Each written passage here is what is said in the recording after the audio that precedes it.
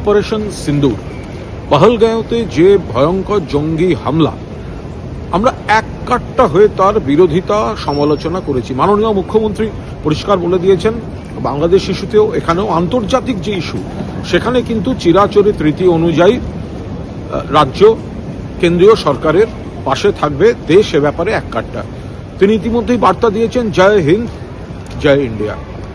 আমরা পরিষ্কার বলছি, এ বিষয়ে সবিস্তার কোনো বক্তব্য আমরা আলাদা রাখছি না, কিন্তু সেনাবাহিনীর জওয়ান যারা এই অপারেশনে ছিলেন তাদের আমরা আন্তরিক শুভেচ্ছা অভিনন্দন জানাচ্ছি।